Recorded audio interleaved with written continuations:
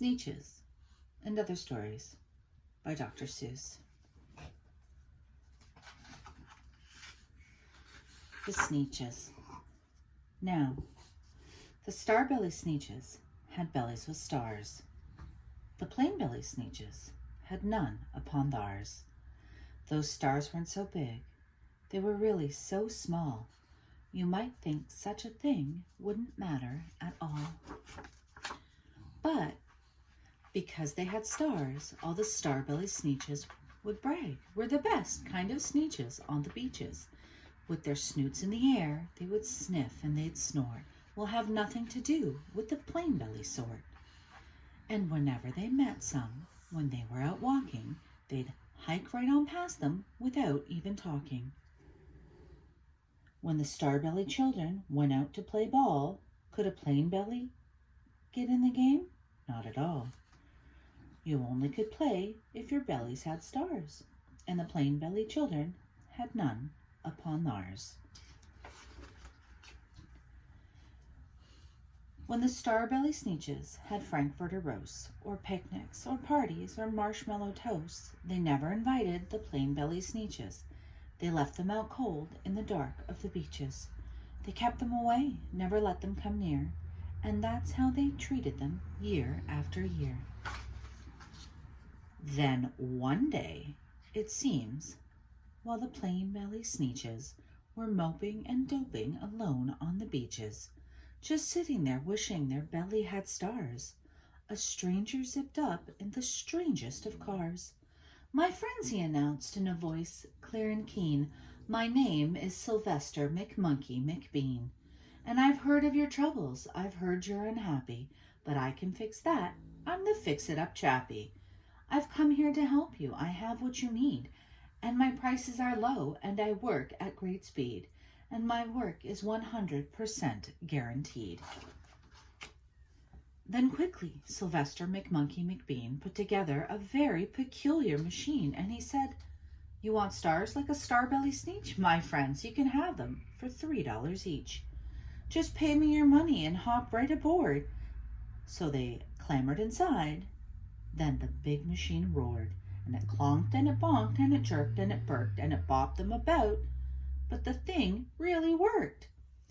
When the plain-belly Sneetches popped out, they had stars. They actually did. They had stars upon theirs. Then they yelled at the ones who had stars at the start. "We're exactly like you. You can't tell us apart. We're all just the same now, you snooty old smarties. And now we can go to your frankfurter parties." "Good grief," groaned the ones who had stars at the first. "We're still the best Sneetches, and they are the worst. But now how in the world will we know?" They all frowned. "If which kind of what, or the other way round?" Then up came McBean with a very sly wink, and he said, "Things are not quite as bad as you think. So you don't know who's who? That is perfectly true. But come with me, friends. Do you know what I'll do? I'll make you again the best Sneetches on beaches, and all it will cost you is $10 eaches." "Belly stars are no longer in style," said McBean. "What you need is a trip through my star-off machine. This wondrous contraption will take off your stars so you won't look like Sneetches who have them on theirs." And that handy machine, working very precisely, removed all the stars from their tummies quite nicely. Then, with snoots in the air, they paraded about, and they opened their beaks, and they let out a shout. "We know who is who, now there isn't a doubt. The best kind of Sneetches are Sneetches without." Then, of course, those with stars got frightfully mad. To be wearing a star now was frightfully bad. Then, of course, old Sylvester McMonkey McBean invited them into his star-off machine. Then, of course, from then on, as you probably guess, things got really into a horrible mess. All the rest of that day, on those wild screaming beaches, the fix-it-up chappie kept fixing up Sneetches. Off again, on again, in again, out again. Through the machines they raced round and about again, changing their stars every minute or two. They kept paying money, they kept running through, until neither the plain nor the star-bellies knew whether this one was that one, or that one was this one, or which was what one, or what one was who. Then, when every last cent of their money was spent, the fix-it-up chappie packed up and he went. And he laughed as he drove in his car up the beach.